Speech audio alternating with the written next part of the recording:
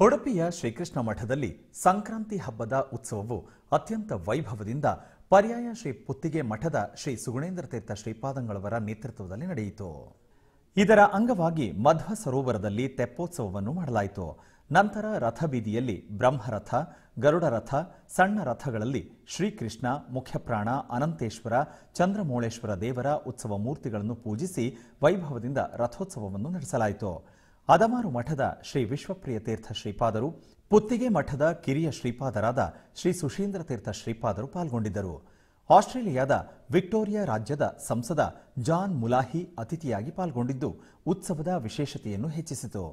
ಆಕರ್ಷಕ ವಿದ್ಯುತ್ ದೀಪಗಳು, ಕುಣಿತ ಭಜನೆ ಮತ್ತು ಸಿಡಿಮದ್ದು ಪ್ರದರ್ಶನದಿಂದ ಕೂಡಿದ ರಥಬೀದಿಯಲ್ಲಿ ವರುಣನ ಅಭಿಷೇಕದೊಂದಿಗೆ 3 ರಥಗಳ ಉತ್ಸವವು ಸಂಪನ್ನಗೊಂಡಿತು.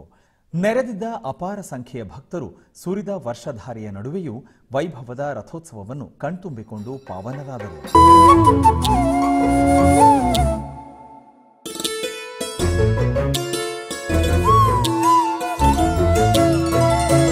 ಕೃಷ್ಣ ಕೃಷ್ಣ ಹರಿ ರಾಧಾ ರಮಣ ಗಿರಿಧರ ಮುರಳಿ ಗೋಪಾಲ.